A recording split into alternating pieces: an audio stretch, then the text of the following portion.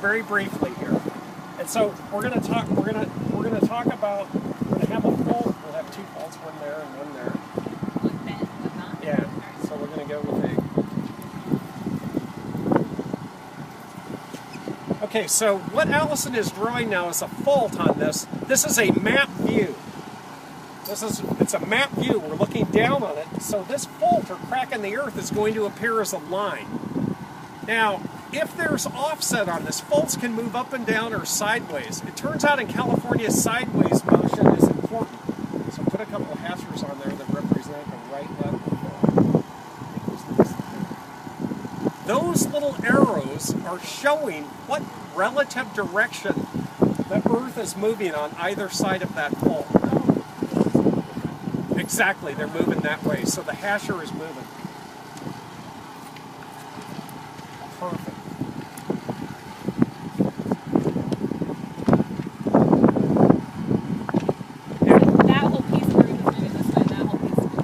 Now, we name this kind of fault because they're moving kind of horizontally with one another. If I stand on this side of the fault and I look across to the other side of the fault, which way is that land moving? South. To the right. And so we call that a right lateral fault. Wait a second. Is that going to work? Let's think about if we were on the other side and looking across this way. It's still moving to the right, so it's internally consistent, and this is what we call a right lateral fault. Give me the name of a fault that you know. The San Andreas Fault. And the San Andreas Fault is a whopper. It is the plate boundary fault that separates the Pacific Plate from the North American Plate. It is a right lateral fault. It's this kind of fault. But these faults, let's see where San Diego and San Francisco would be on there. Test. Label. So if we waited long enough, what would happen to those two cities? They would come together. We're on our way to San Francisco. We're on our way to San Francisco.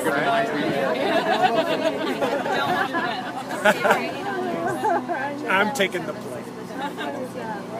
Faults in nature are not restricted to be straight lines like a ruler. It's very common to see bends in faults. Allison is now going to draw a fault that has a bend in it. And now and it's still going to be a right lateral fault. This is the situation that we have here in San Diego. You see those fault lines? If you look at that map, the faults, there's a little collection of them. There's actually 3 separate strands we're looking at here. Collectively, we call these the Rose Canyon Fault. The Rose Canyon Fault Zone. And the Rose Canyon Fault Zone is a right lateral fault. It is also an active fault. They had to refit the big bridges over I-8, Mission Valley, all of this stuff because there's a geologist at San Diego State that made a judgment that the last movement on this fault is younger than 10,000 years. Remember I talked about that yesterday? Makes it an active fault. What is going to be the effect of having this bend? You can just see the suggestion of this. We would call this bend, if I start walking up this fault, it's bending in what direction? To the left. Now wait a second, if I came down this way, what direction is it bending? To the left. So this is a left bend in a right lateral fault. Now what we want to look at is what happens. I want you guys to predict what's going to happen in that bend. Does it push up? Collapse? Mountain. Who says push? Pushes up. Thank you. Why do you say push? Let's put a bigger arrow. This block is moving this way, right? Right where that bend is, there's a kink in it, and it's going to want to rise up. Okay, now let's look around. Why do you think we're up here? It's pushed up by the Rose Canyon Fault. And this surface, this Linda Vista, this 700,000 year surface, the same one that's down there, it's pushed up because of this left bend in the fault. And that happened when this was the island? No. Oh. It started, when this started and that surface was cut, the top of this mountain, 700,000 years ago, this would have been level. and then the ocean receded and it was level, and then continued activity on this Rose Canyon Fault has caused this to raise up. The other thing, and we're going to look at some other maps, and I have a California geologic map on the wall, and we're going to look at it sometime this week. But the San Andreas Fault is not alone. Who was here for the Easter earthquake a couple of years ago? Yeah, that wasn't exactly on. That was one of the biggest shakers I've ever felt here. That was on an extension of what's called the Elsinore Fault.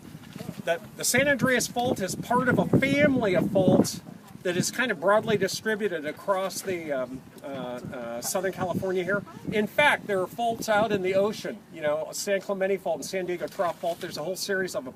Most of the motion is taken up on the trace of the San Andreas, but additional motion is taken up on these faults as well. So we are part of a family. If you look at this map in detail, the Rose Canyon Fault is part of a family, right? There's actually 3 separate faults here. So depending on how you have it mapped up, you can see more and more detail. So, the key things about San Diego landscape or geomorphology is that we have a very broad embayment that forms a perfect platform for building the city. And this is created by high sea level stands that have eroded across to produce marine terraces. That's what they are. And you'll see these at different scales, all up and down the California coastline. You know how you get on the coast, I-5 and the 101, and you're along the coast and you're on that nice flat little bench? These are all marine terraces from high-level sea stand. Somebody say that correctly for me. High-level sea stands, right? What else? We're going to do, can we do one more? Yeah. Let's do a left bend. You can continue that left bend right here on the end of this. Same fault.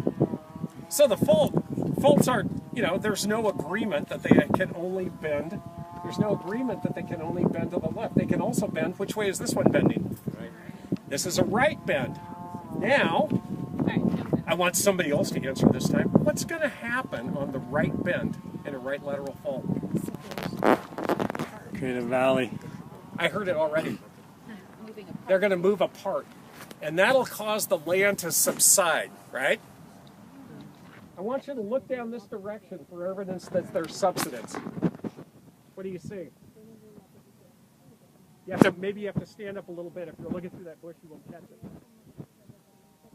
What's down there?